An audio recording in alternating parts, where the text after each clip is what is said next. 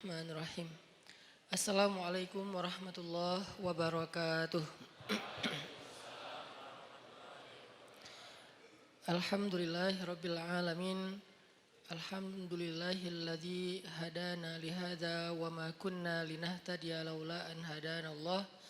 Asyhadu an la ilaha illallah wahdahu la syarikalah wa asyhadu anna Muhammadan abduhu wa rasuluhu la nabiyya ba'dah. Rabbana la tuzigh qulubana ba'da idh hadaitana wa hab lana min ladunka rahmah innaka antal wahhab. Allahumma salli wa sallim wa barik ala sayyidina wa habibina wa azimina wa nabiyyina Muhammad. Rabbi shrah li sadri wa yassir li amri wa halul 'uqdatan min lisani yafqahu qawli. Teman-teman sekalian, alhamdulillah kita panjatkan kepada Allah Subhanahu wa taala untuk nikmat yang Allah berikan kepada kita, kepada bangsa Indonesia, dan mudah-mudahan kita juga sebagaimana diberikan nikmat, tapi juga Allah memberikan kita kemampuan untuk bisa mensyukuri nikmat Allah. Karena nikmat yang tidak disyukuri itu akan berujung dengan malapetaka dan penyesalan. Sebaliknya, ujian yang disabari itu akan berujung dengan kenikmatan. Jadi enggak hanya bisa kita merasa gembira dan merasa nyaman dengan nikmat yang Allah kasih. Karena nikmat yang Allah kasih kepada kita, kalau tidak diiringi dengan rasa syukur, dengan ekspresi syukur yang tepat, justru nikmat itu akan sedikit demi sedikit membawa kita kepada kehancuran. Dan ketika waktu kehancuran itu Allah tetapkan, maka kita hanya bisa menyesal dan menjadi orang yang rugi. Baik itu secara personal maupun secara sebuah bangsa. Kalau bangsa ini diberikan nikmat kemerdekaan, bangsa ini diberikan nikmat untuk bisa keluar dari banyak masalah, banyak tekanan, banyak peristiwa-peristiwa besar termasuk pada tanggal 30 September dan seterusnya.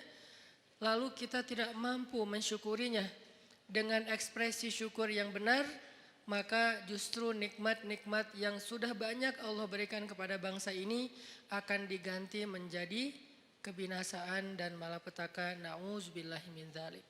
Itu pernah dialami oleh orang-orang sebelum kita.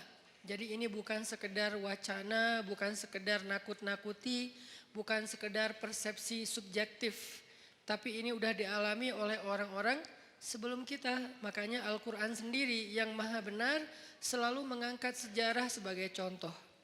Padahal Allah cukup mengatakan jangan kayak gitu. Artinya apa yang Allah larang itu udah pasti rugi.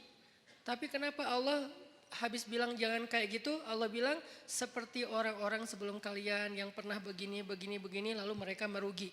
Karena Allah ingin kita belajar dari sejarah. Dulu ada satu negeri yang sangat subur di Yaman.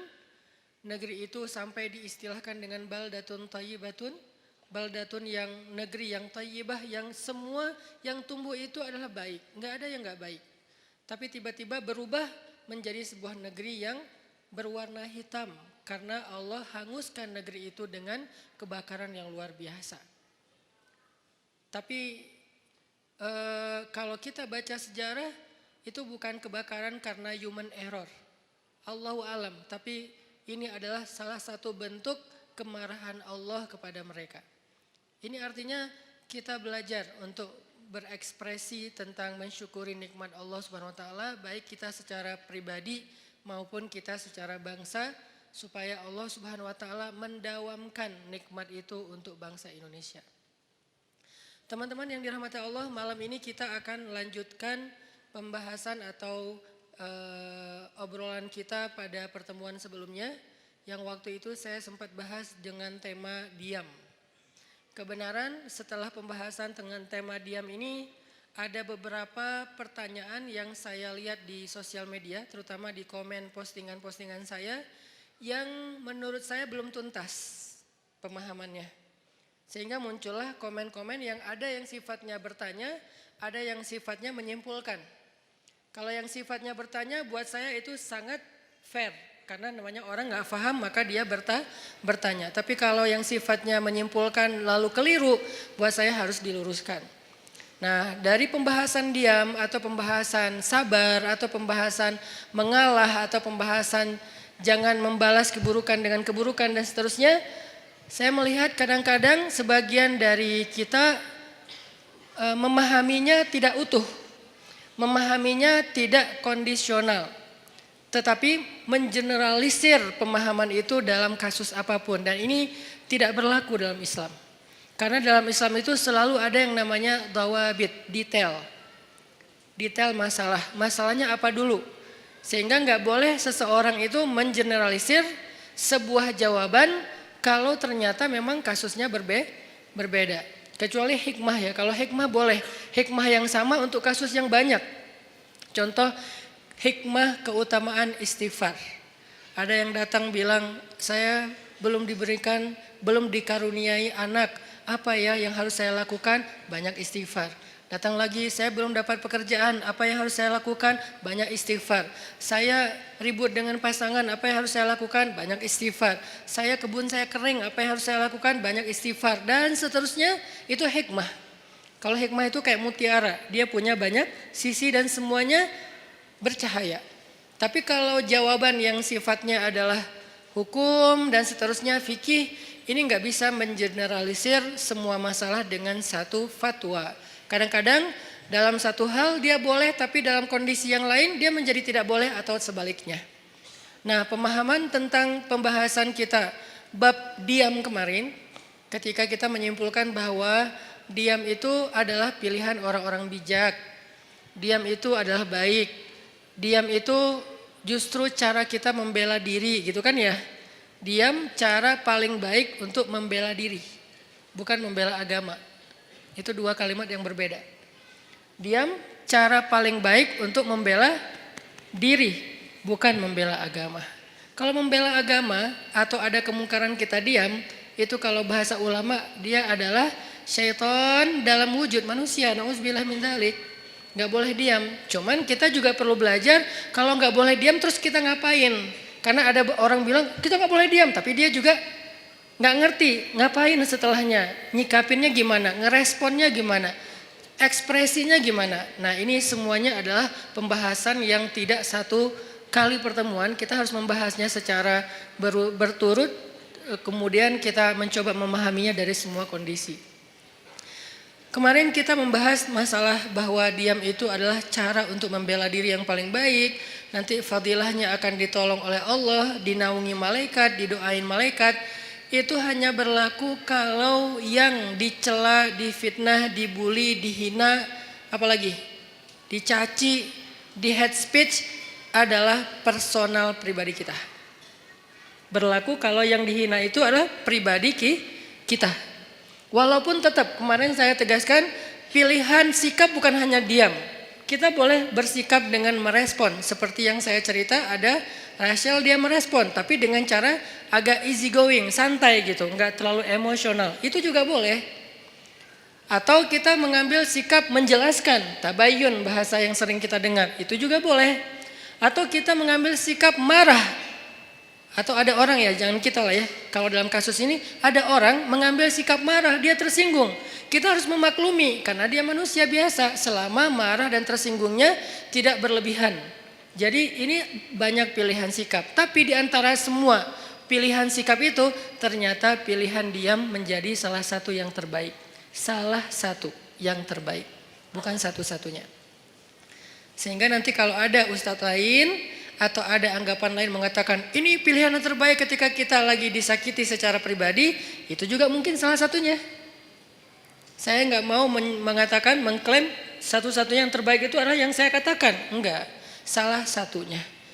Ternyata diam adalah salah satu pilihan sikap paling baik dan paling insya Allah luar biasa hasilnya kalau kita sedang mengalami kezoliman terhadap diri kita secara pribadi. Tapi terhadap orang yang dalam tanggungan kita, keluarga kita, orang tua kita, pasangan kita, anak kita, saudara kita, bahkan saudara seiman kita, itu beda lagi. Karena kalau misalnya ada saudara seiman kita disakiti, kita diam, berharap terus nanti malaikat akan mendoakan kita, ini kayaknya ini agak klise ya. Enggak seperti itu pemahamannya. Kalau saudara seiman kita dizolimi, disakiti, maka berlakulah hadis Nabi, tolonglah saudaramu yang zalim atau yang terzolimi. Yang zalim atau yang terzolimi. Para sahabat bertanya, ya Rasulullah, menolong saudara kami yang terzolimi, kami mengerti, maklum, itu sesuatu yang semua orang insya Allah memaklumi. Maklum itu bahasa Arab, maklum. Tapi menolong saudara kami yang menzolimi, itu gimana? Kata Nabi, cegah dia dari perbuatan zalim, berarti engkau telah menolong dia. Ini artinya menolong saudara kita yang dalam keadaan terzolimi, teraniaya, difitnah, disakiti, kita boleh menolongnya, kita boleh merespon, kita boleh membela, tapi dengan cara-cara yang juga harus ada di dalam etika moralnya seorang yang beriman. Tapi kalau diri kita, maka contoh-contoh yang saya angkat kemarin rata-rata lebih ke sikap dia kalau dia pribadi yang disakiti. Ada siapa kemarin? Maryam. Ada Aisyah nanti di surat An-Nur. Ketika Aisyah dituduh selingkuh dengan Sofwan, Aisyah diam. Maryam dituduh berzina, nggak punya suami tapi punya anak, Maryam diam. Nah ini artinya yang dituduh, yang disakiti itu adalah personal orangnya, sehingga sikap orang itu adalah diam setelah dia mencoba untuk tabayun sewajarnya. Sekali, dua kali, setelah itu tidak dilanjutkan karena sudah dijelaskan, sehingga tidak berlanjut dengan perdebatan. Itu adalah tutorial diam dalam kondisi ketika kita sedang disakiti. Lalu bagaimana kalau misalnya yang dibully, yang difitnah, yang dicela, yang dihina itu adalah agama. Bukan pribadi kita, tapi agama. Contoh yang bagian dari agama udah gak bisa dipisahin itu pertama adalah masalah Allah sebagai Rabb. Sembahan, pencipta, pemilik, pemelihara, harapan kita, tempat kita bergantung. Pokoknya dengan segala keluasan makna Rabb. Kalaupun gak utuh, agar mudah dipahami kita menyebutnya Tuhan. Walaupun itu bukan kalimat yang bisa menjelaskan secara utuh dari makna Rabb. Tapi setidaknya sedikit menjelaskan kepada kita, oh Allah berarti Tuhan. Kalau Allah sebagai Tuhan yang dicela gimana? Kalau Nabi sebagai Rasulullah, kekasih Allah, teladan kita, kekasih kita yang dicela gimana? Kalau syariat yang dicela gimana? Kadang-kadang bukan dicela secara langsung, tapi dibikin jadi tidak berharga. Itu juga mencela kan? Ada hal yang sakral dalam agama dibilang sesuatu yang biasa aja. Ini nih sesuatu pencelaan dengan cara yang tidak langsung terhadap agama. Nah, gimana kita responnya? Apakah kita diam? Apakah kita merespon? Terus gimana cara kita ngerespon? Itu yang akan kita bahas pada malam ini. Jadi bisa dibilang malam ini tuh kayak diam part 2 lah. Jadi masih tema yang sama tapi kelanjutannya supaya kita dapat tambahan angle. Oh kalau angle-nya gini ternyata sikapnya gak sama, berubah lagi. Oh ternyata kalau angle-nya ini hasilnya beda lagi gitu. Ini adalah kelanjutan dari pembahasan pada pertemuan kita yang sebelumnya. Oke, sebelum kita membahas lebih lanjut tentang diam part 2 ini, cara kita menyikapi orang yang menyakiti hal-hal yang prinsip dalam keimanan kita, Allah, Rasulullah, syariat, Al-Quran, hadis, ulama, apalagi orang soleh, termasuk bahkan saudara, keluarga, masyarakat, tetangga, mukmin disakiti, gimana sikap kita? Maka sebelumnya yuk kita sama-sama tilawah dulu firman Allah di dalam surat Ali Imran ayat 181. Di sini ada cerita yang berkaitan dengan tema kita. Karena menjelaskan sesuatu dengan cerita itu kayaknya akan jauh lebih universal. Surat Ali Imran ayat 181.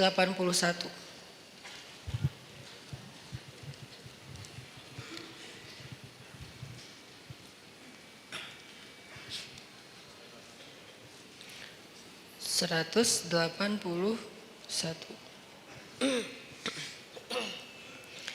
A'udzu billahi minasy syaithanir rajim.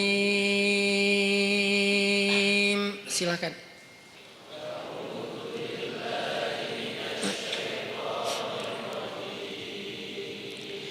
Bismillahirrahmanirrahim.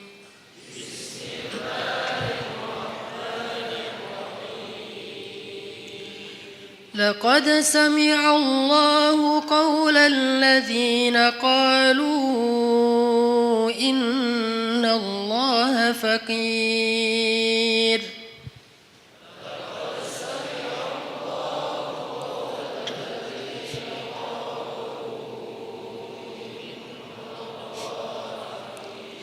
الذين قالوا إن الله فقير ونحن أغنياء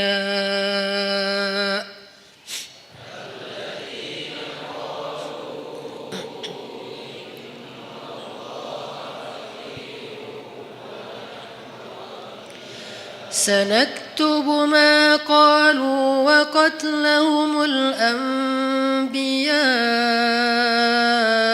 بغير حق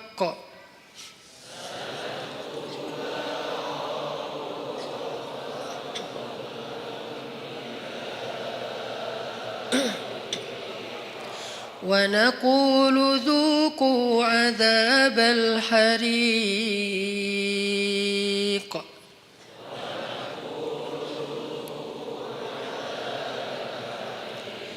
ذلك بما قدمت أيديكم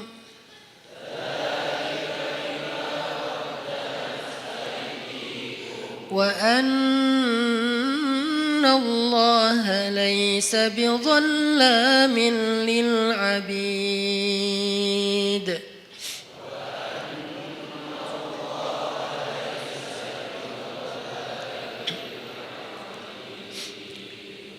Nah, sebelum kita baca terjemah, saya pengen ceritain dulu sedikit adegan yang berkaitan dengan ayat ini. Satu hari Abu Bakar As-Siddiq lagi main ke sebuah kawasan atau ke sebuah pasar tempat orang-orang Yahudi ngumpul.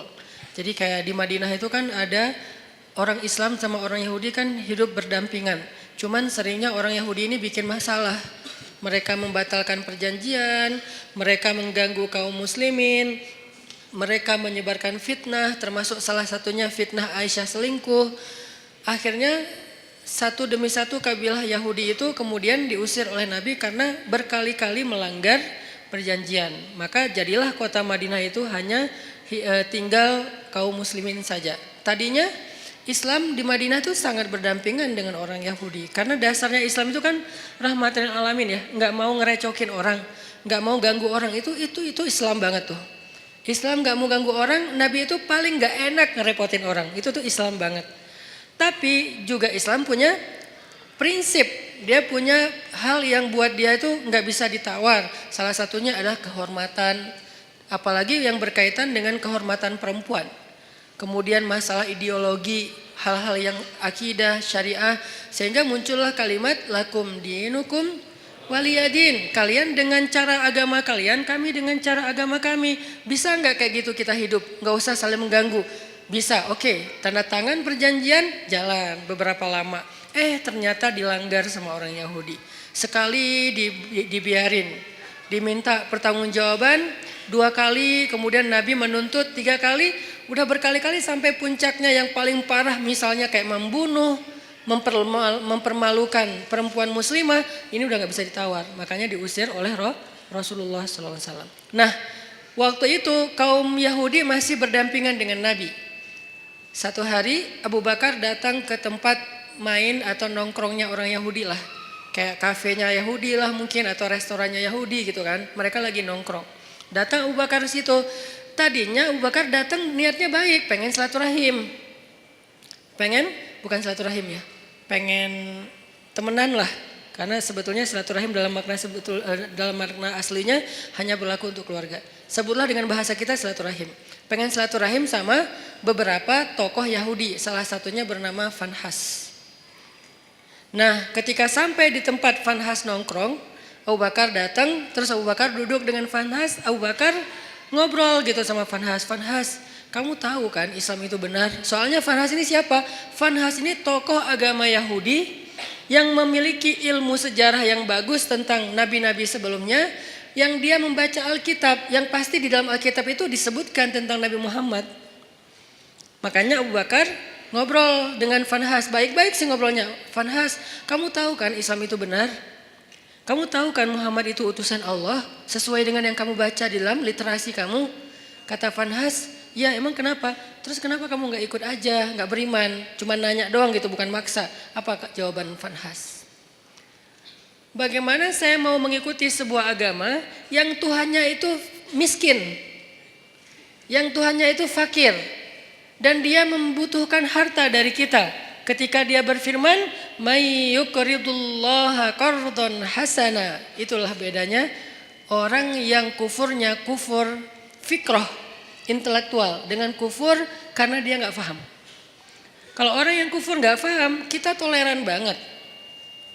Orang-orang yang nggak suka dengan syariah karena dia nggak paham, kita toleran banget. Ya udah nggak apa-apa, nggak maksa. Dia nggak mau menjalankan syariat nggak apa-apa. Tapi kalau dia mempengaruhi orang lain dengan sebuah propaganda, dengan framing negatif, dengan hal-hal yang membentuk opini publik yang salah, nah ini dalam Islam perlu diluruskan. Kalau di dalam masyarakat lingkungan bangsa kita tuh kayak beberapa tokoh sekuler liberal, salah satunya yang kemarin sempat ramai bilang menghafal Quran udah nggak penting gitu kan. Ya mungkin dia kurang baca sejarah juga menurut saya, padahal itu sejarah yang paling simpel sih, nggak harus jadi ahli. Bahwa di masa Nabi selain udah ada penghafal Quran, Nabi juga menyuruh sahabat untuk menulis Al-Quran. Udah ada penghafal Quran banyak, ada Ibnu Mas'ud, ada Ibnu Abbas, ada Ibnu Umar, ada banyak sahabat penghafal Quran yang hidup di masa Nabi. Tapi tetap aja Nabi nyuruh nulis Al-Quran. Atau sebaliknya, udah ada yang nulis tapi tetap aja Nabi memotivasi mereka menghafal Al-Quran. Jadi ada yang menghafal, ada yang menulis. Cuman belum dijilid kayak gini, ini namanya mushaf. Kalau belum dijilid namanya nuskhah. Kalau udah dijilid namanya mushaf, sudah satu jilid.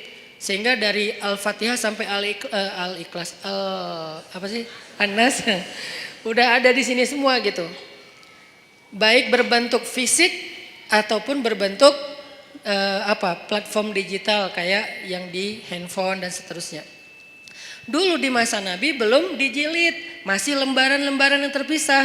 Ada yang ditulis di kulit binatang, ada yang ditulis di pelepah pohon, ada yang ditulis di batu. Sehingga sahabat-sahabat itu mendapatkan Al-Quran enggak utuh 30 juz. Lagian kan Al-Quran belum turun 30 juz kan? Baru turun sejuz, 5 juz, 10 juz, kan bertahap tuh. Sampai akhirnya turun total sebelum Nabi wafat 30 juz. Sehingga sahabat kalau baca Quran ada yang cuman di rumahnya itu 2 lembar. Ya udah itu aja terus yang dibaca, soalnya dia nggak hafal. Ada sahabat yang baca Quran 1 juz, ya udah itu aja yang dihafal, yang dibaca. Baru kemudian dijilid pada masa Abu Bakar As-Siddiq atas inisiatif dari Umar bin Khattab. Kata Umar, ya Abu Bakar, kenapa nggak kita jilid aja Al-Quran supaya nggak berceceran di mana-mana. Kata sahabat yang lain, ya Umar, gimana kita mau melakukan sesuatu yang tidak dilakukan Nabi? Ini pertanyaan sering muncul kan sekarang. Ngapain kita lakukan sesuatu yang nggak dilakukan Nabi? Kata Umar, seandainya Nabi masih hidup, pasti Nabi akan mengatakan ini baik. Kalau bahasa orang yang lebih fanatik lagi sekarang, tapi kan Nabi nggak melakukan. Seandainya itu baik, kenapa Nabi nggak ngelakuin? Berarti apa yang Nabi nggak lakuin berarti nggak baik. Nah ini nih pemikiran nggak terbuka. Umar itu orang yang sangat open minded banget. Sehingga dia banyak nyampain gagasan-gagasan yang justru kayak sesuatu yang baru gitu di zaman itu. Lalu akhirnya setelah disyurokan oleh para sahabat, mereka sepakat bahwa ini baik, maka dilakukanlah proses penjilidan Al-Quran pertama di masa Abu Bakar. Kemudian diulangi lagi, lebih teratur lagi di masa Utsman bin Affan. Karena di masa Utsman itu ada semacam polemik soal tata cara membaca Al-Quran. Karena banyaknya orang non-Arab yang masuk Islam, lalu mereka salah dalam membaca ayat-ayat secara huruf, secara baris. Kalau baris saja masih mending, ini hurufnya salah. Kenapa huruf bisa salah Ustadz? Karena dulu Al-Quran itu tulisannya nggak ada titik. Kalau sekarang kita nyebut Arab gundul itu nggak ada baris ya. Kalau dulu tuh lebih gundul lagi. Bukan hanya nggak ada baris tapi nggak ada titik. Jadi shin dengan sin itu sama-sama nggak punya titik. Shad dengan dot itu sama, nggak ada titik. Lo dengan to sama, nggak ada titik. Ba, ta, sa sama, nggak ada titik. Jadi linusabbita bihi fuadak bisa dibaca linubayyina bihi fuadak. Jauh kan? Linusabbita bihi fuadak, untuk kami teguhkan hatimu dengannya, bisa dibaca linubayyina bihi fuadak, untuk kami perjelas maksud di dalam hatimu dengannya. Itu jauh banget perbedaannya. Kenapa? Karena tidak ada titik. Akhirnya banyak orang non-Arab yang masuk Islam di masa Utsman salah membaca huruf. Jadilah Al-Quran itu agak banyak kesalahan. Dan itu rame yang membaca dengan cara yang salah. Akhirnya Utsman berinisiatif untuk mengumpulkan lagi cara baca yang tadinya 10 huruf menjadi 1 huruf. 1 huruf menjadi 10 qiraat dan seterusnya, itu pokoknya rumit lah pokoknya. Sejarahnya rumit. Intinya di zaman Nabi itu udah ada smartphone dalam bentuk tulisan di lembaran-lembaran. Atau kenapa tetap dianjurkan menghafal Quran? Ini jawaban paling logis menurut sejarah. Belum lagi nanti ada jawaban dari sisi spiritual. Bahwa menghafal Quran itu fadilahnya luar biasa. Kita tuh dapat mahkota di padang mahsyar. Hanya orang yang tidak beriman atau ragu dengan janji Allah dan Rasul yang gak peduli dengan hal kayak gini.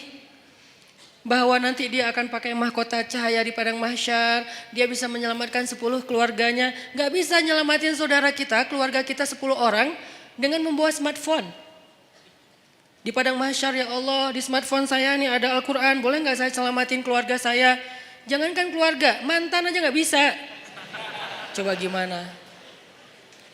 Jadi memang ada fadilah tertentu, walaupun kita mungkin yang ngomong kayak gini juga belum tentu hafal Al-Quran dengan ayat yang banyak. Tapi setidaknya saya tuh selalu respect banget sama yang menghafal Quran dan menganjurkan. Sampai anak saya sekarang 3-3-nya sekolahnya khusus tahfiz. Karena saya berharap mereka gak seperti saya. Yang baru serius ngafal Quran pas udah gede. Mereka harus tuntas dulu Al-Quran. Sisanya boleh belajar sains, belajar apapun lah. Kan dulu ulama-ulama saintis Islam itu hafiz ya rata-rata ya. Jadi kayak ngafal Quran tuh bukan buat mereka bukan karena mondok, bukan jurusan agama. Itu emang udah kayak jadi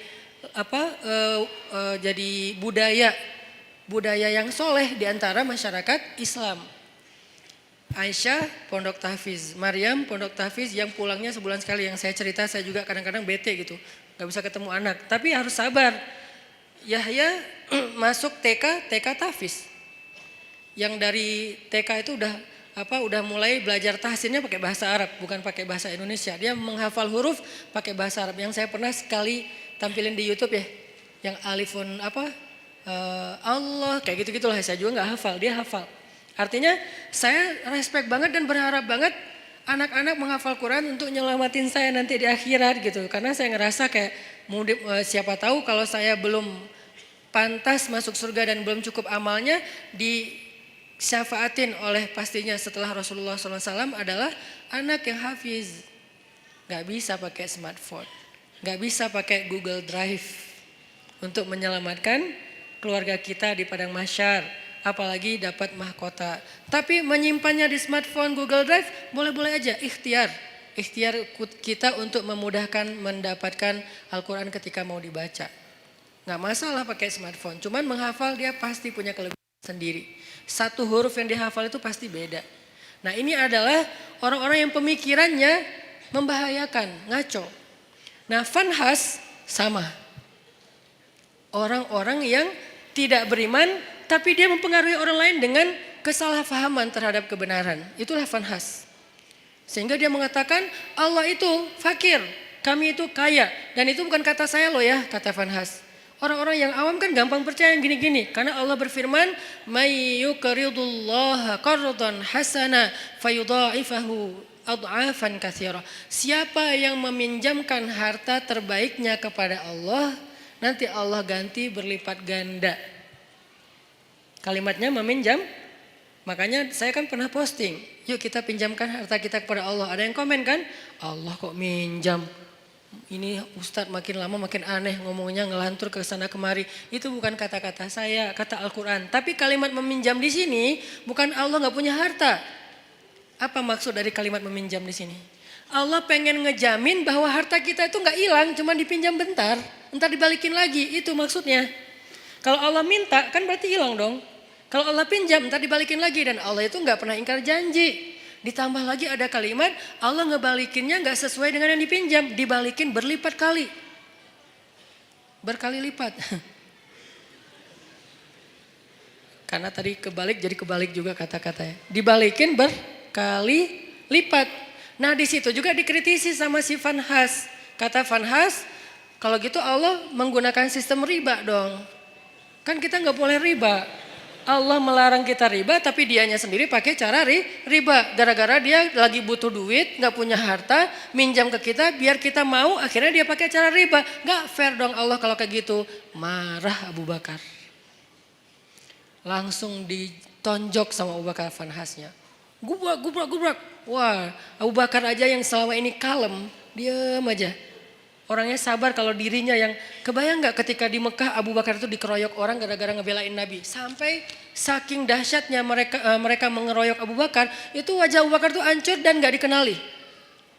Kamu siapa Abu Bakar? Kok jadi gitu? Mukanya tuh hancur. Abu Bakar terima digituin. Tapi ketika Allah dihina sama Vanhas, wah itu digebukin terus-terusan sama Abu Bakar. Sampai Vanhas dibela rame-rame, terus Abu Bakar pulang. Vanhas datang ke Rasulullah SAW bilang, ya Muhammad, lihat nih apa yang dilakukan sahabat kamu kepada saya. Ini yang kamu bilang Islam, yang katanya damai segala macam. Siapa yang melakukan itu? Abu Bakar. Rasulullah aja nggak percaya. Abu Bakar? Kalau Umar, Nabi percaya. Karena Umar kan orangnya tegas, keras kan. Ghalidun syadid, itu julukan Umar. Keras dan tegas, Umar. Sampai ada yang datang ke rumah Umar nanya tentang satu masalah. Kata Umar, kenapa kamu tanya ke saya? Kan ada Rasulullah di tengah-tengah kita. Jadi nggak boleh nanya fatwa hukum tentang agama kepada seseorang ketika ada Nabi di situ, tuh nggak boleh. Salah fatal. Sama kayak kita ada ulama, nanyanya yang bukan ulama, nggak boleh nanya ke ulama aja. Makanya ketika kita nanya tentang agama bukan ke ulama, padahal di bangsa Indonesia ini banyak ulama, kita tuh udah salah. Jadi nanya aja udah salah, pasti jawabannya lebih salah. Walaupun benar tetap salah. SOP-nya nggak kayak gitu.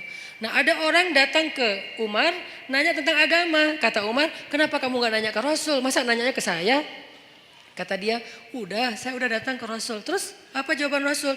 Jawaban Rasul saya nggak berkesan. Maksudnya kayak bukan itu yang saya harapin. Dia kayak maksa gitu, pengen jawaban sesuai harapan dia. Kan ada orang kayak gitu kan. Nanya pengen nemu jawaban sesuai harapan. Kalau nggak nemu, nanya lagi ke ustadz yang lain. Sampai nemu yang mengatakan, oh ya udah ini halal. Baru dia bilang, tuh kan kata saya juga. 9 ustadz bilang haram, 1 ustadz bilang halal, dia ambil yang 1. Nah ini masih mending lah sesama ustadz. Ini mah Rasul. Rasul udah kasih jawaban, tapi saya nggak cocok gitu. Makanya saya tanya kepada kamu, menurut saya kamu bijak. Dipuji-puji Umar. Apa yang dilakukan Umar? Kata Umar, ya udah tunggu sebentar ya. Dia masuk, keluar bawa pedang. Udah dihunuskan pedangnya.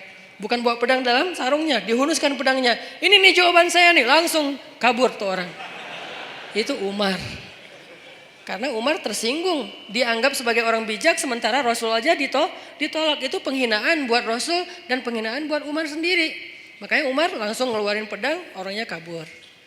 Tapi ini yang melakukan Abu Bakar, bukan Umar. Orang yang gak pernah dikenal, pernah mukulin orang. Satu-satunya yang pernah dipukul Abu Bakar itu cuma berhala.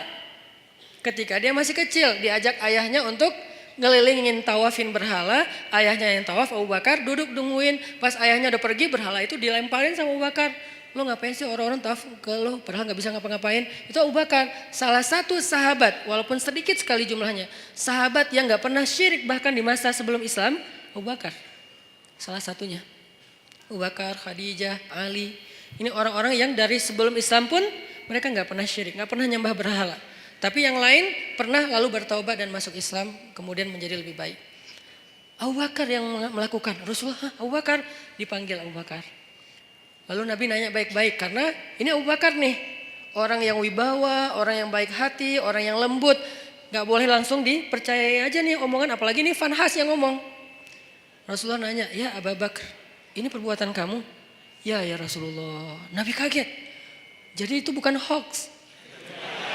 Benar nih Abu Bakar nonjokin orang, gebukin orang. Ya Rasulullah. Ya Abu Bakar, kenapa kamu pukul dia? Apa jawaban Abu Bakar? Ya Rasulullah, inna aduwallah qala qawlan aziman annallaha faqirun wa annahum anillahi aghniya. Ya Rasulullah, sesungguhnya musuh Allah ini mengatakan satu kalimat yang sangat fatal, yang sangat buruk tentang Allah. Dia bilang Allah itu fakir dan mereka itu kaya dan tidak butuh kepada Allah. Maka ghadibtu lillah ya Rasulullah. Saya marah karena Allah ya Rasulullah. Rasulullah nanya ke si Fanhas. Fanhas, benar kamu bilang Allah fakir? Enggak. Namanya juga orang Bani Israel. Enggak semua Yahudi itu kayak gitu. Karena ada Yahudi yang lurus dulu. Enggak tahu sekarang. Tapi umat Yahudi kan Nabi Musa Yahudi yang membawa agama Yahudi. Kemudian nanti ada keluarga Nabi Musa yang Yahudi termasuk sampai Zakaria. Imran Yahudi kan. Jadi bukan agamanya. Bani Israel lah yang paling bawel itu. Ternyata dia bohong. Dia bilang enggak. Wah Abu Bakar udah mukulin saya. Sekarang dia memfitnah saya Muhammad. Beginikah didikanmu terhadap sahabatmu? Rasulullah bingung. Mana yang benar nih? Abu Bakar mukul Fanhas. Tapi Fanhas bilang saya nggak mengatakan hal yang kayak gitu. Saya disakitin sama Abu Bakar. Abu Bakar itu emang benci sama saya sejak dulu.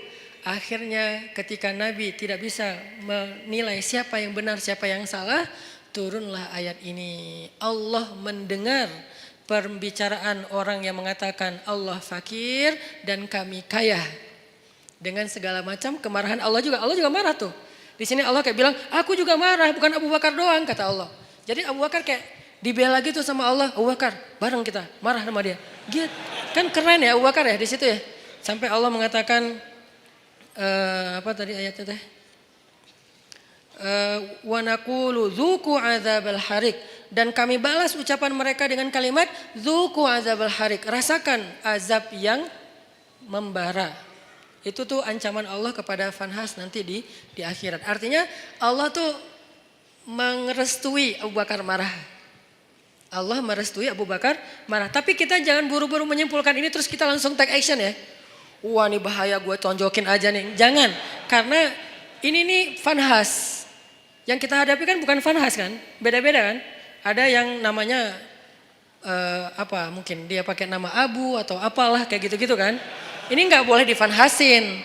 Karena kalau dia difanhasin nanti jadi rame, Islam malah yang jelek juga kan. Makanya ya hadapi aja dengan argumentasi ilmiah, hadapi aja dengan penjelasan yang meluruskan persepsi kepada masyarakat, nggak usah terpancing. Biarkan harusnya hukum yang bergerak di situ, karena emang kewajiban seorang yang memegang hukum, penguasa. Kalau dia nggak mengambil tindakan hukum, dia bertanggung jawab di hadapan Allah SWT. Dalam arti membiarkan orang menghina Allah, Rasulullah, agama Allah.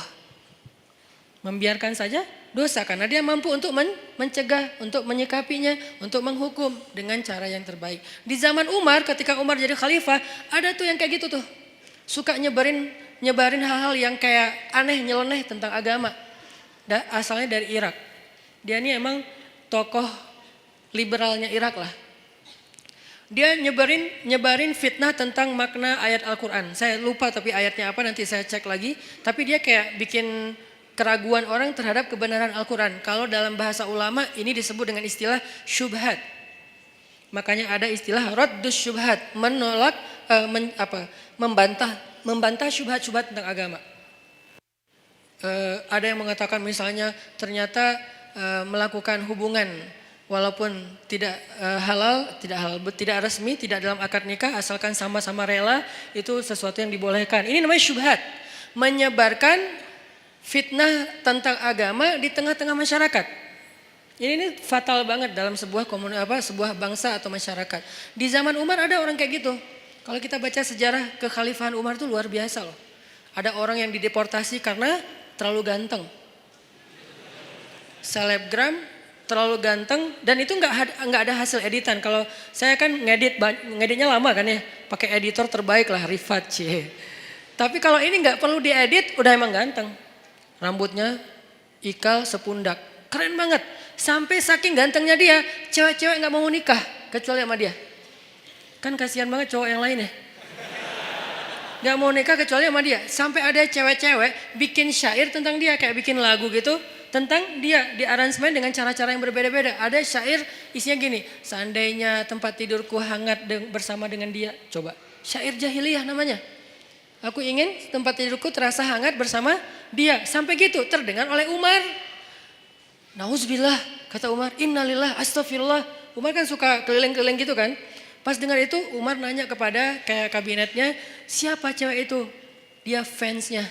Siapa cowok yang disebut di situ? Itu. Akhirnya dipanggil cowok itu ke tempat Umar. Kemudian Umar melihat, ganteng. Emang ganteng gitu. Kenapa kok cewek senang sama dia? Gantengnya di sebelah mana ya? Akhirnya Umar berkesimpulan yang buat dia makin ganteng itu emang mahkotanya adalah rambut. Rambutnya adalah mahkota. Akhirnya, kamu tahu kesalahan kamu apa? Apa wahai Amirul Mukminin? Kamu terlalu ganteng. Salah saya apa? Kan saya takdirnya lahir seperti ini, Ci. Ya udah sekarang kamu harus dikurangi kegantengannya sedikit biar nggak jadi fitnah. Itu tuh di zaman Umar, ada yang kayak gitu kejadiannya. Coba kayak gitu-gitu aja diurus oleh negara loh. Demi supaya kan tugas seorang pemimpin itu adalah menjamin rakyatnya itu tidak terjadi masalah kan, termasuk masalah moral. Ini kan masalah moral. Yang nanti merusak juga masalah spiritual, iman, ibadah kan jadi nggak khusyuk ngingat dia terus lagi sholat. Makanya nggak boleh. Nah akhirnya kata Umar, kamu harus dikurangin kegantengannya. Caranya dipotong rambutnya. Astagfirullahaladzim. Digundul, dipotong sampai habis. Akhirnya ini hak saya gimana? Hak kamu adalah kamu akan dibayar oleh negara. Gara-gara dipotong rambut dibayar oleh negara. Akhirnya dia dipotong rambut. Besok datang lagi. Karena rambutnya udah habis kan malu kan rambut udah habis. Dia pakai sorban. Datang ke Umar. Kata Umar, ini lebih ganteng. Ternyata pakai sorban malah lebih keren lagi gitu. Aduh Umar bingung nih gimana diapain. Masa dibuka sorbannya kasihan mempermalukan. Islam itu menjaga banget hak orang lain. Gak mau mempermalukan.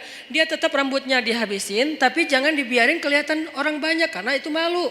Soalnya itu kayak aib kalau di Arab rambutnya pelontos gitu. Itu aib. Sehingga akhirnya dikasihlah sorban. Malah makin ganteng.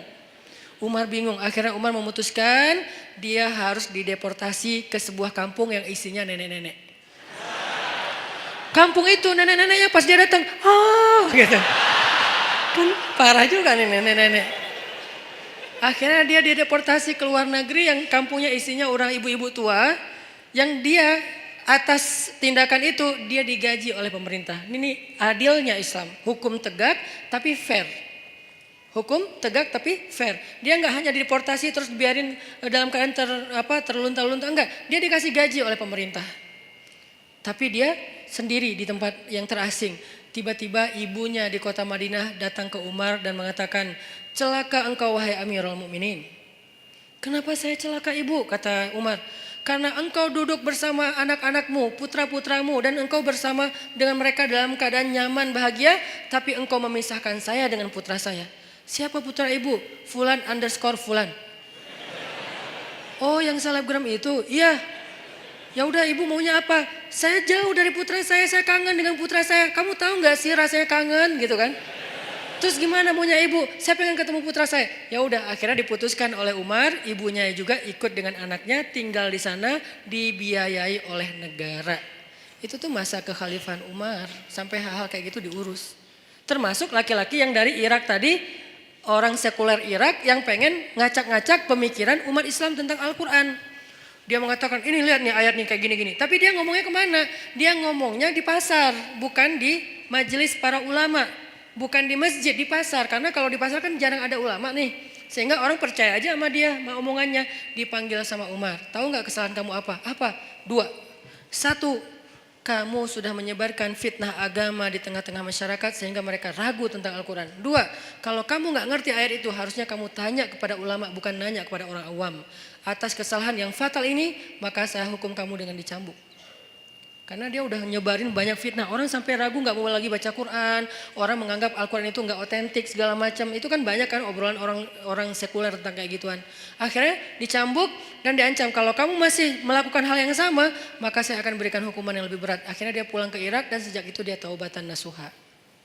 Itu terjadi. Nah, Vanhas kayak gitu banget. Yang nyebarin fitnah tentang agama Allah. Allah fakir, Allah itu riba dan seterusnya. Sehingga akhirnya Allah turunkan ayat tadi dan Allah membela Abu Bakar As-Siddiq. Nah, kalimat yang saya pengen kita renungkan dari kalimatnya Abu Bakar itu apa? Ghadibtu lillah ya Rasulullah. Saya marah karena Allah ya Rasulullah. Apa pelajarannya di sini? Ternyata Islam itu juga menganjurkan marah. Menganjurkan cinta, menganjurkan maaf, menganjurkan sabar, menganjurkan tersinggung, menganjurkan marah, menganjurkan membalas. Ada semuanya, tapi kondisinya berbeda-beda, konteksnya berbeda-beda. Kalau kita salah konteks, nggak jadi ajaran Islam lagi. Itu yang harus kita pelajari.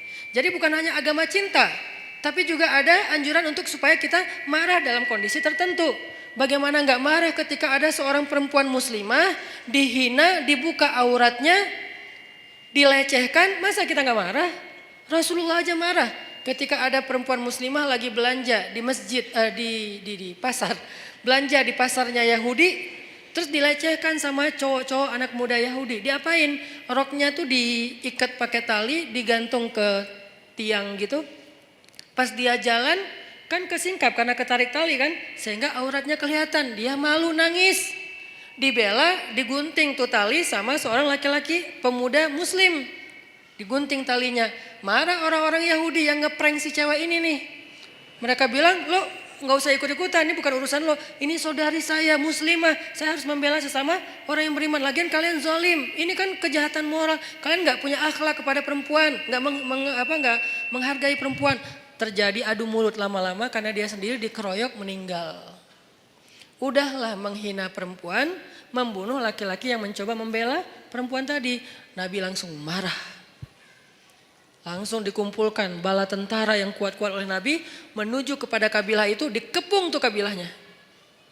Setelah dikepung, Nabi memberi mereka kesempatan, 2 pilihan. 1, pergi, 2, perang. Ini namanya marah fisabilillah. Jadi ada jomblo fisabilillah, ada mutusin fisabilillah, ada balikan fisabilillah, semuanya ada fisabilillahnya. Apa maksud saya fisabilillah? Ada jalan yang dibolehkan oleh Allah, ada kondisi yang dibolehkan oleh Allah. Jomblo fisabilillah itu kayak gimana?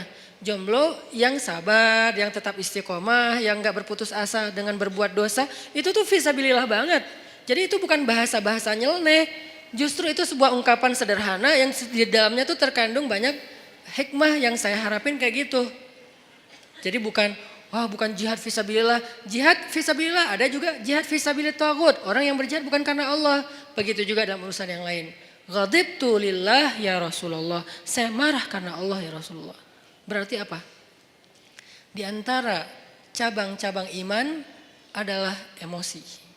Perasaan cinta, perasaan malu, perasaan takut, perasaan marah, itu semuanya bagian dari iman. Kalau ada orang mengatakan iman itu hanya cinta, sampai ada kalimat, ya Allah kalau saya beribadah karena saya penginkan surga, tutup surga itu dari saya. Kalau saya beribadah karena saya takut neraka, masukkan saya ke neraka. Saya beribadah hanya karena cinta kepadamu. Ini membentur-benturkan 2-3 hal yang sebetulnya tiga-tiganya baik. 1, roja, mengharapkan surga. Itu baik, bagian dari iman. 2, khauf, takut neraka. Itu juga bagian dari iman.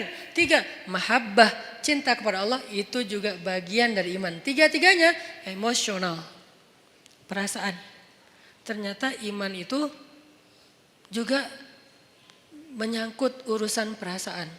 Sehingga pertanyaannya, sudah berimankah perasaan kita? Jangan-jangan yang baru beriman lisan kita. Asyhadu an la ilaha illallah, asyhadu anna Muhammadur Rasulullah. Lisan kita beriman. Apakah hati kita beriman? Yaitu yakin. Apakah perasaan kita beriman? Yaitu takut kepada neraka, mengharapkan surga, mengharapkan ampunan Allah, cinta sama Allah, kangen sama Allah, cinta sama Rasulullah. Itu kan imannya, perasaan. Sudah berimankah pikiran kita? Artinya pikiran kita tuh yadhkurunallaha qiyaman wa qu'udan wa ala junubihim. Ingat Allah terus. Dalam keadaan berdiri, duduk, berbaring, itu kayak simbol dari totalitas kehidupan dia. Ingat Allah terus. Itu berarti pikirannya sudah beriman. Sudah berimankah tangan kita yang tercegah dari menyakiti orang lain? Sudah berimankah kaki kita yang tidak mau melangkah ke tempat-tempat dosa? Sudah berimankah sekujur tubuh kita dengan segala bentuk amal solehnya? Termasuk perasaan. Sehingga orang yang tidak marah ketika agamanya dihina, orang yang tidak marah ketika Allah dihina, Rasulullah dicela, itu tuh berarti imannya, perasaannya belum utuh keimanannya. Saya nggak bilang nggak beriman ya, karena itu terlalu ekstrim menuduh orang tidak beriman. Tapi dalam bab itu dia belum utuh keimanannya, belum baik keimanannya. Karena harusnya dia marah. Cuman yang harus kita perjelas juga adalah gimana cara kita marah. Gimana cara kita mengekspresikan marah. Marah harus, tapi mengekspresikannya ada banyak cara dan itu sangat kondisional. Gak bisa digeneralisir. Tapi marah harus. Tersinggung harus. Coba kalau ada yang menghina ibu kita, marah gak? Marah pasti, gak mungkin gak marah. Salah gak kita marah? Gak salah, cuman gimana cara kita marah kan gitu kan? Waktu kecil dulu kan suka gitu kan, ada teman kita menghina ayah kita dengan dibuat foto ayah kita di tanah terus diinjak-injak. Nih ayah kamu nih, gitu kan ya? Akhirnya kita, wah lu menghina ayah gua, akhirnya berantem. Waktu kecil kan suka gitu tuh. Ngalamin gak sih masa-masa kayak gitu? Udah gak ada ya? Kalau yang milenial mungkin gak ngalamin, kalau saya kan sebelum milenial, udah agak tua. Dulu pernah ngalamin masa-masa si bolang kayak gitu tuh. Terus kita kayak bikin kertas, tulis nama ayah saya Abdurrahman, nama ibu saya Kartini. Jadi ibu saya Kartini itu cuma saya yang boleh nyanyi itu. Ibu kita Kartini, cuma saya karena ibu saya Kartini namanya. Kartini Abdurrahman, nih gua injak-injak nih gua sobek-sobek nih. Wah bener nih lo cari masalah sama gua. Akhirnya berantem atau dibales kalau gak berani berantem, nulis juga nama ayah dia sama ibu dia. Kita sobek-sobek juga, ujung-ujungnya sih berantem juga. Kenapa kita marah? Karena kita cinta sama orang tua kita, gak mungkin enggak. Kadang-kadang kita kayak sebel sama ibu kita, tapi kita gak rela ada orang menghina ibu kita kan. Kadang-kadang kita kayak beda pendapat sama orang tua kita, tapi kita gak rela ada yang menyakiti orang tua kita. Itu tuh udah pasti. Umumnya kayak gitu, hanya anak durhaka yang gak kayak gitu. Umumnya orang kayak gitu. Gimana pun dia gak dekat sama orang tuanya, gimana pun dia kayak gak nyaman dengan orang tuanya, kadang-kadang berdebat, berselisih sampai marah, tapi dia gak rela orang menyakiti orang tuanya. Apalagi ini lebih dalam rasanya daripada masalah keluarga. Kenapa bisa gitu Ustadz? Karena suatu hari Umar bin Khattab datang kepada Nabi mengatakan, ya Rasulullah, aku mencintaimu lebih dari apapun kecuali diriku sendiri. Cinta itu perasaan, bagian dari iman. Kata Nabi, belum sempurna wahai Umar. Artinya belum cukup wahai Umar. Belum cukup iman kalau hanya baru mencintai Rasul lebih dari apapun juga selain diri sendiri. Belum cukup wahai Umar. Artinya imannya belum utuh. Terus gimana ya Rasulullah? Katakan aku mencintaimu lebih daripada apapun termasuk diriku sendiri. Ya Rasulullah, aku mencintaimu lebih daripada apapun termasuk diriku sendiri. Al-an ya Umar, al-an. Sekarang baru cukup wahai Umar, baru cukup. Dan Umar gak ngomong dengan lisannya saja, dia ngomong dengan perasaannya. Kalau dia udah ngomong itu benar-benar rasanya dalam sedalam itu. Artinya perasaan, emosi bagian dari iman. Sehingga yang harus kita syahadatkan dalam tanda petik, yang harus kita islamkan, yang harus kita cas terus keimanan dalam diri kita, bukan hanya wawasan di kepala kita dengan duduk di taklim, bukan hanya lisan kita dengan mengucapkan kalimatan thayyibah, tapi juga termasuk rasa, perbuatan, akhlak, semuanya harus ditanya, sudah berimankah diri kita? Sudah berimankah akhlak saya? Sudah berimankah pandangan saya? Karena pandangan orang yang beriman tidak akan melihat aurat. Pandangan orang yang beriman tidak akan melihat yang dosa. Nanti di atas mereka ada yang lebih dahsyat lagi. Jangankan aurat orang lain, aurat sendiri aja gak mau ngelihat. Siapa dia? Ali bin Abi Thalib. Aurat sendiri aja gak ngelihat. Coba, kebayang gak tuh? Ya gak usah dibayangin juga sih. Aurat sendiri gak mau ngelihat. Saking Karamallahu wajhah, saking mulianya wajah dan matanya Ali bin Abi Thalib. Aurat sendiri nggak mau lihat. Dalam peperangan dia duel sama musuh, kemudian dia menebas kaki musuhnya dengan pedang Ali, lalu tersobeklah pakaian laki-laki tersebut dan kelihatan pahanya. Ali langsung palingkan wajahnya, nggak mau ngelihat paha musuh coba. Padahal lagi perang tuh, bukan lagi jalan, lagi kayak kena motor atau apa misalnya sobek, enggak. Dan itu cowok. Kebayang gak cewek? Kalau kita cewek, ini cowok. Artinya ya apa sih, teman doang atau apa gitu kan ya. Walaupun ada sebagian yang mengatakan paha bukan aurat. Kalau yang mengatakan paha bukan aurat berarti adegan itu bukan paha, lebih dari itu. Kalau yang mengatakan paha itu aurat berarti kejadian itu hanya sebatas paha. Dua-duanya pendapat ulama dan kita hargai. Yang jelas Ali gak mau ngelihat, langsung memalingkan wajahnya. Nah musuhnya kan curang, di mana-mana kan di film juga yang fiktif. Yang namanya antagonis selalu curang kan. Gak ada yang antagonis tapi baik hati, itu namanya bukan antagonis, hero. Dia pasti curang. Begitu Ali sebagai superhero-nya balik arah, dia nyerang, curang kan. Tapi Ali, yang digituin Ali gitu, salah orang. Ali balik arah, justru pedangnya tuh lagi siaga. Begitu dia nyerang, diputerin lagi tuh pedang. Putus leher musuh tersebut. Dan itu musuh bukan orang biasa, legendnya orang Mekah. Yang sahabat-sahabat gak berani duel sama dia. Diam semuanya. Ali yang berani. Siapa yang mau menantang saya? Diam sahabat yang lain. Kata Ali, gak ada yang bangkit. Ya Rasulullah saya. Kata Rasulullah, Ali duduk. Duduk aja Ali. Gak ada cowok di antara kalian yang berani nantang saya. Marah kan Ali digituin kan ya. Sahabat-sahabat diam. Kenapa gak ada yang bangkit? Itu tuh terkenal Amru. Orang yang paling jago berpedang di antara orang Mekah. Belum pernah kalah sama sekali. Jadi benar-benar menang KO terus gitu. Amru yang menantang. Dia, Ali bilang, ya Rasulullah saya. Ali, aku gak tega kalau sesuatu terjadi sama kamu. Rasulullah aja kayak ngerasa Ali gak bisa ngalahin dia. Ali diam, tapi gregetan banget. Siapa yang berani nantang saya? Atau kita pulang aja nih, udah beres. Akhirnya, ya Rasulullah, jangan biarkan dia menghina Islam. Biarkan saya menghadapi dia, Allah yang akan menolong saya. Ali hati-hati ya. Ya Rasulullah, datanglah Ali. Akhirnya tarung dan Ali menang telak dalam pertarungan waktu itu.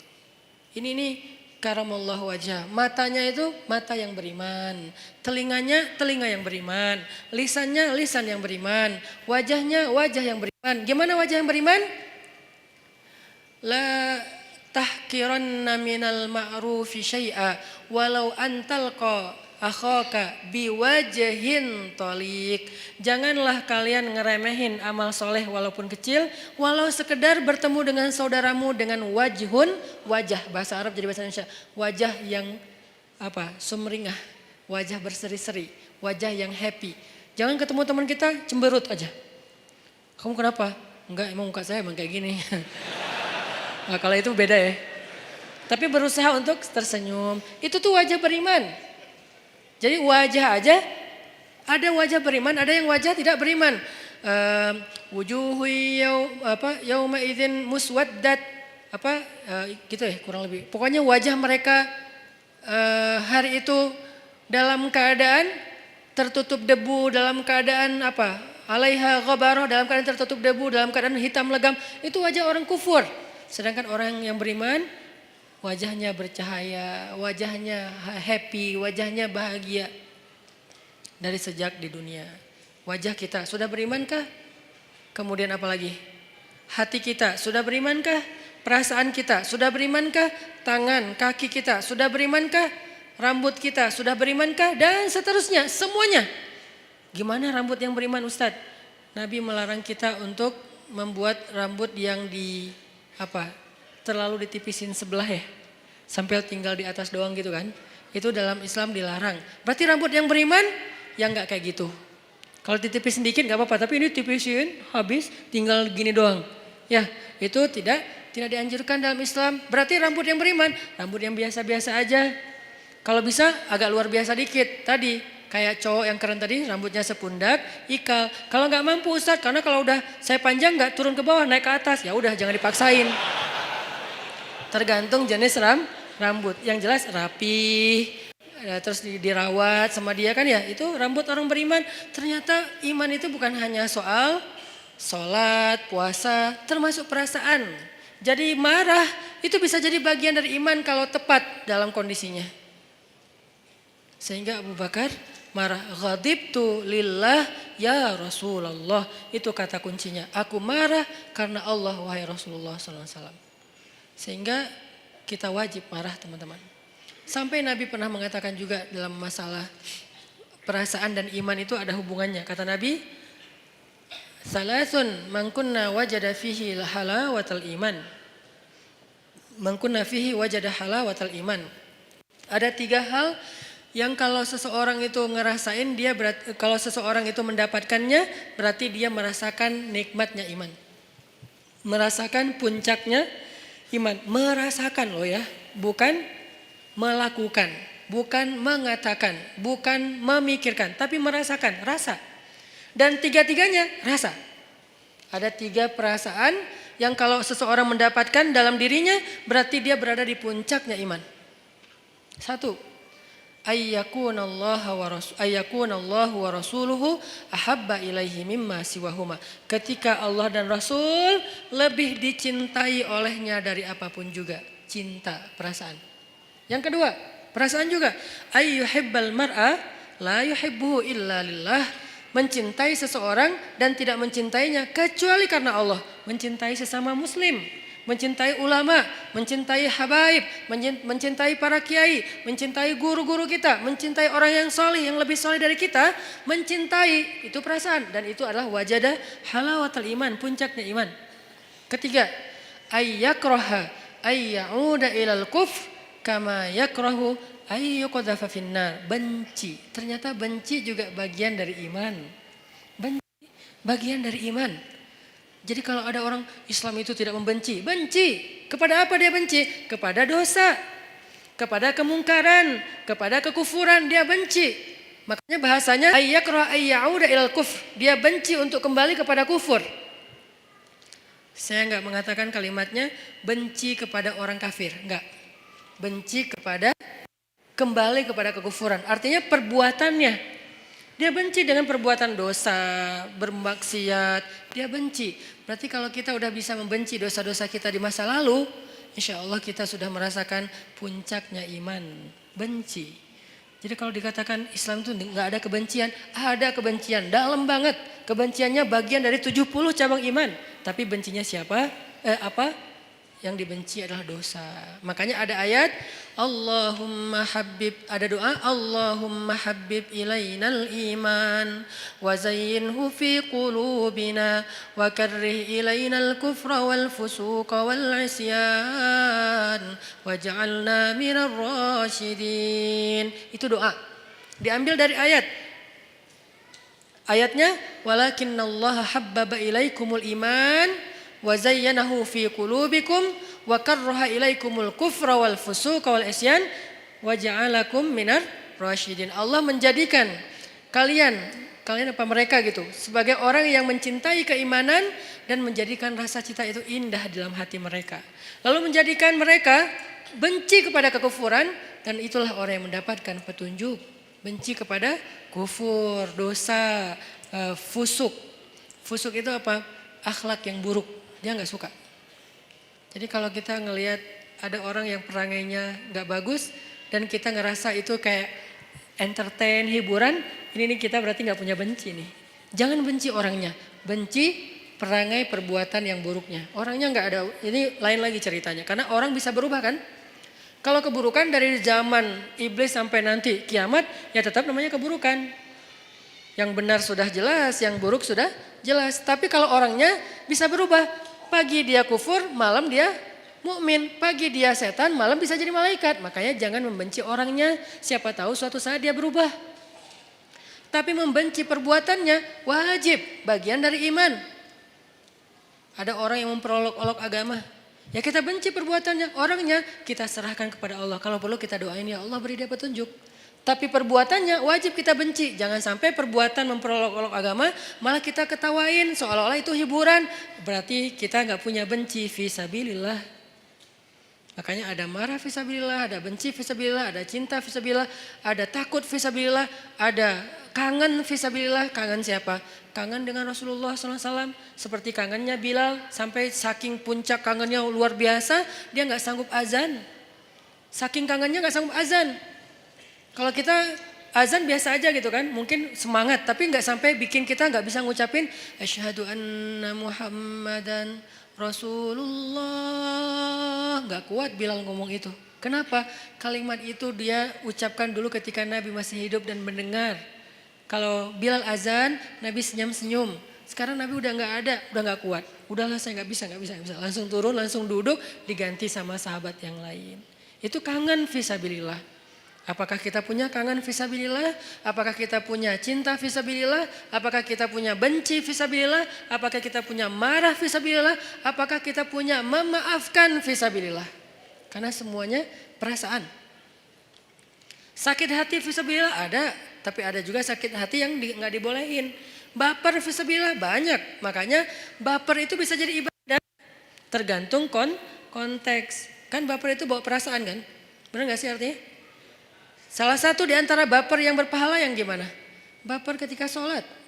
Allahu Akbar. Idza waqa'atil waqi'ah. Udah mulai baper tuh.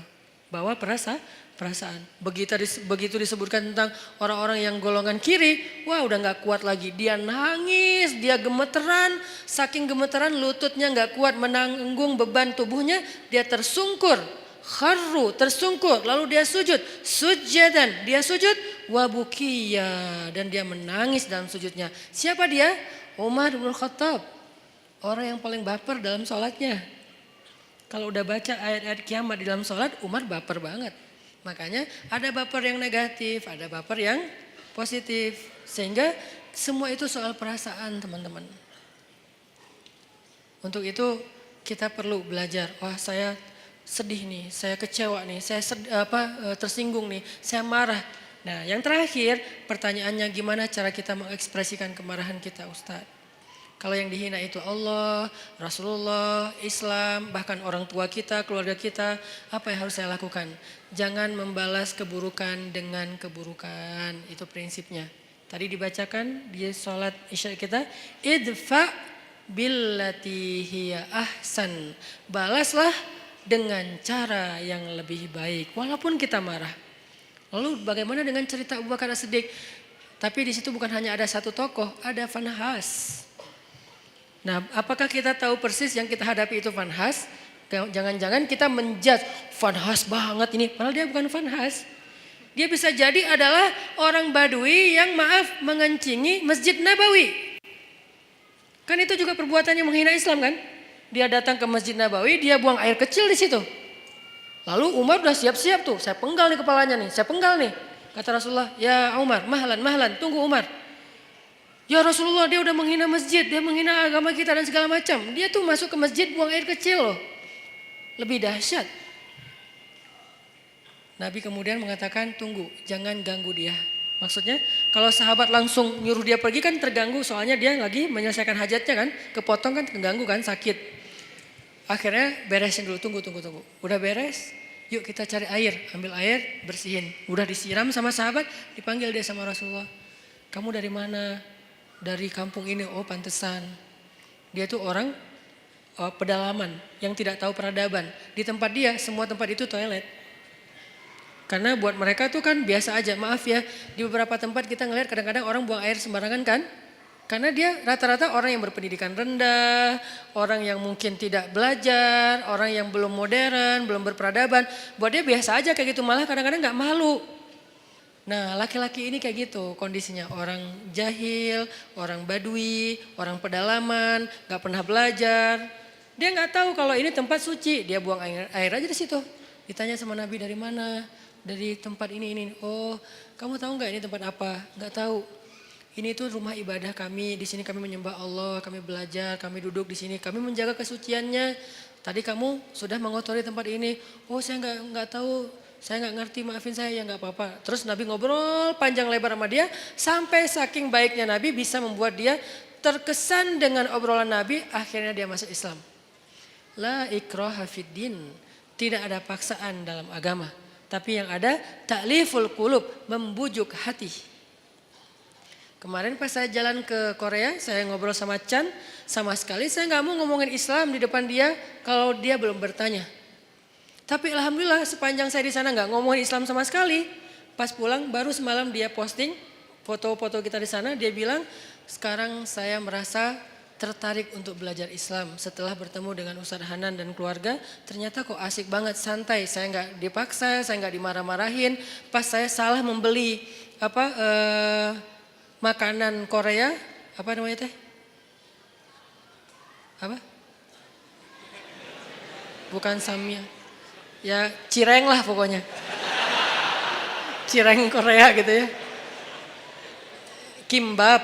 Nah, pas lagi beli kimbap kan ada porknya kan. Cuman dia nggak dimasukin ke dalam gulungan kimbap itu, dia kan salah. Tapi saya malah saya malah bayarin, bukan membeli, saya malah bayarin karena udah terlanjur dibeli pasti harus dibayar. Akhirnya kalau belum terlanjur dibeli saya nggak akan beli. Tapi karena udah terlanjur dibeli dan pasti Chan akan bayar, saya bayarin. Tapi saya nggak mau makan, saya ngomong ke dia pelan banget. Chan maaf ya, maaf banget nih. Saya tahu kamu niatnya baik, tapi maaf karena kamu nggak paham tadi itu ada pork di situ. Walaupun nggak dikasih di sini tetap nggak boleh bagi kami. Maaf ya. Oh ya nggak apa-apa. Dia malah respect. Alhamdulillah sekarang pengen belajar Islam. Walaupun hidayah itu di tangan Allah, bukan di tangan kita. Kita hanya ikhtiar. Akhirnya orang Baduy ini masuk Islam. Setelah masuk Islam, dia doa, ya Allah, berilah rahmatmu kepada saya dan kepada Rasulullah, yang lain jangan. Dia sebel sama yang lain. Karena tadi mau dimarahin kan sama yang lain, kata Nabi, kenapa doanya kayak gitu? Iya Rasulullah, saya sebel sama mereka. Kalau doa yang baik-baik supaya malaikat mendoakan juga kamu dengan kebaikan yang sama. Oh gitu ya Rasul, ya Allah rahmati saya, Rasulullah dan yang lain-lain juga. Beres kan ya? Ini nih siapa? Ini bukan Fanhas. Ini orang yang belum mengerti tentang kebenaran. Kalau Fanhas ngerti banget.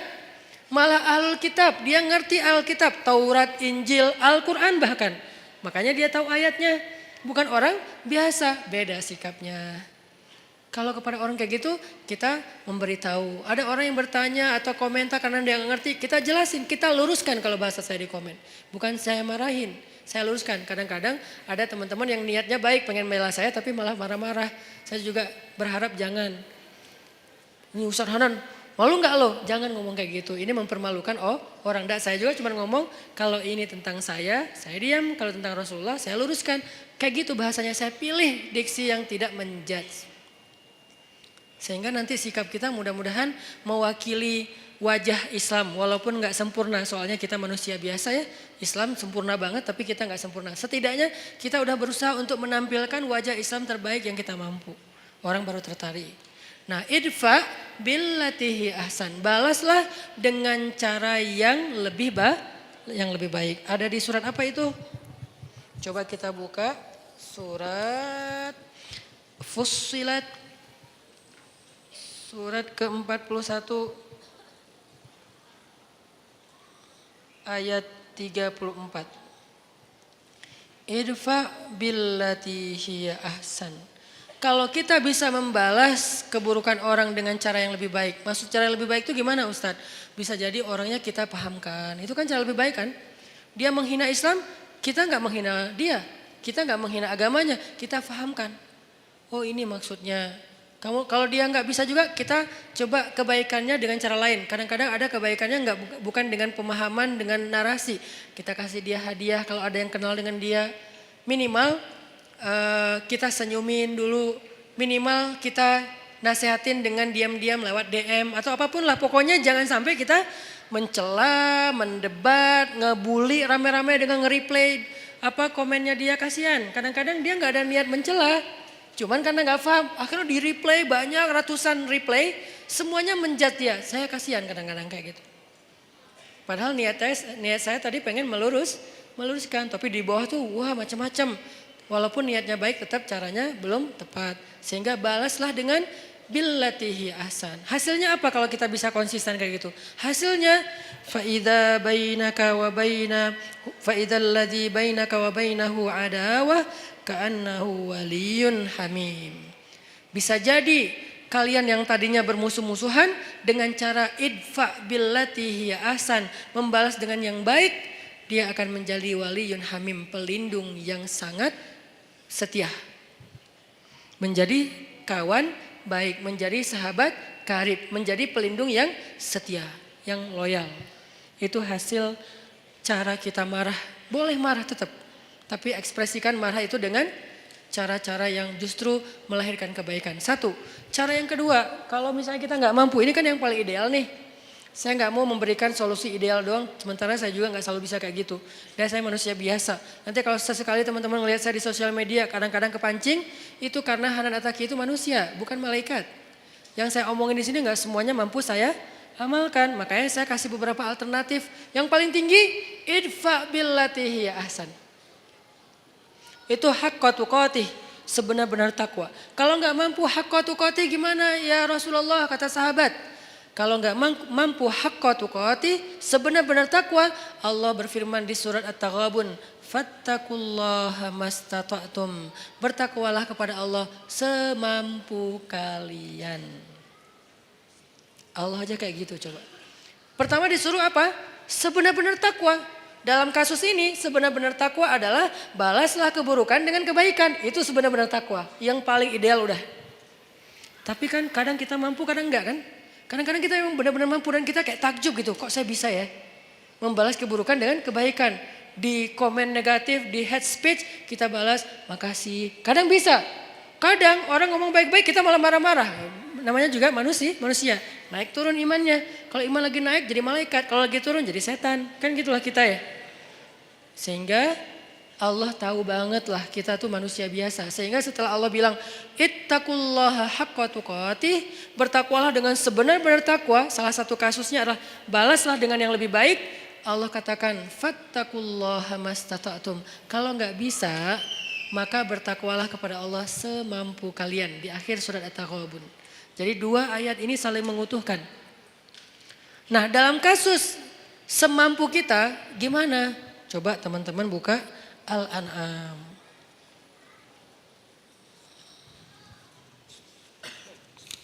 Di surat Al-An'am ayat 68. Coba lihat surat Al-An'am ayat 68. Wa idza ra'aital ladzina yakhuduna fi ayatina فأعرض عنهم حتى يخوضوا في حديث غيره وإما ينسينك الشيطان فلا تقعد بعد الذكرى مع القوم الظالمين. Kalau ada orang yang memperolok-olok ayat Allah, yang memperolok-olok agama Allah, yang memperolok-olok syariat Allah, maka maka berpalinglah kamu dari mereka. Itu kalau kita nggak bisa membalas dengan yang lebih baik, udah berpaling aja, jangan ikut-ikutan. Di grup, ya udah, diam. Live group Ustadz, ya mungkin ayat ini salah satu ayat tentang anjuran untuk live group. Kalau isi grupnya terus-terusan, semuanya kompak, hanya ngomongin yang nyeleneh-nyeleneh, kayak hal-hal yang aneh tentang agama, syubhat.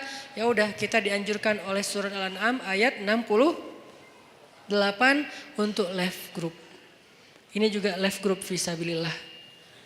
Live group karena Allah, bukan karena kita masalah personal. Saya nggak nyaman lagi di situ, kenapa? Saya sering dicuekin, itu bukan fisabilillah.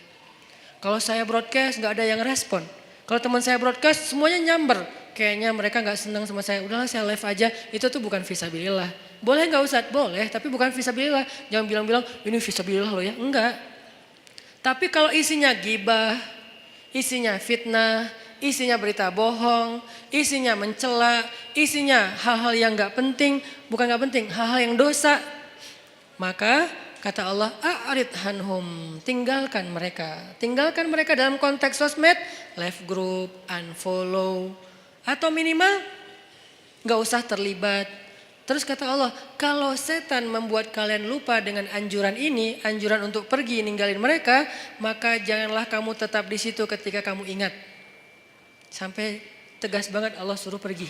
Kalau kita lupa nih, soalnya kan kita manusia biasa. Mereka ngomong segala macam, kita diam aja. Tapi kita nggak pergi. Nah kalau kita pas ingat, aduh oh iya ya ini udah ngomongin tentang agama yang aneh-aneh nih. Ya udah deh saya pergi. Nah pergilah kalau kalian tidak mampu untuk memperbaiki keadaan itu. Ini. Jadi kalau kita nggak bisa memberitahu dengan baik-baik, nggak bisa menjelaskan, kadang-kadang kita kalah kalah jumlah, kita sendiri yang lain rame-rame dan mereka kayak kuat banget argumentasinya, sombong pula. Kalau argumentatif doang masih bisa lah, tapi ini disertai dengan sombong kan susah ya. Udah tertutup hatinya, udahlah pergi aja, nggak usah diladenin debatnya. Itu cara kedua. Kalau nggak bisa, idfa billati hiya ahsan. Dua cara inilah yang disebut dengan ittaqullaha haqqa tuqatih. Enggak mampu ya Allah, ittaqullaha mastata'tum, semampu kali. La yukallifullahu nafsan illa wusaha. Itu teman-teman obrolan kita tentang moral yang dikaitkan dengan iman, bab diam part kedua atau jilid kedua. Supaya kita paham kapan kita harusnya diam, kapan kita harusnya marah, kapan kita harusnya emosi, takut, benci, suka, segala macam itu ada babnya tersendiri supaya tidak salah. Mudah-mudahan ini bisa memperbaiki perilaku kita, behavior kita. Karena saya berharap dakwah saya ini bukan hanya jadi wawasan. Kalau dakwah yang bisa menambah wawasan, teman-teman mendengar ceramah saya sedikit wawasannya. Lebih banyak wawasan dengar ceramah Ustadz Adi Hidayat, Ustadz Abdul Somad. Kalau dengan saya tuh fokus banget dengan daily life. Buat saya kalau hanya wawasan tidak merubah perilaku belum sempurna. Makanya kita bagi-bagi tugas. Ada UAS dan UAH yang mungkin memberi wawasan-wawasan Islam yang luar biasa. Ada UHA yang memberikan lebih kepada tutorial daily life yang lebih islami. Behavior, persepsi dan seterusnya. Lagian ini tuh praktis insya Allah dalam kehidupan kita. Di sosial media atau dalam kehidupan sehari-hari.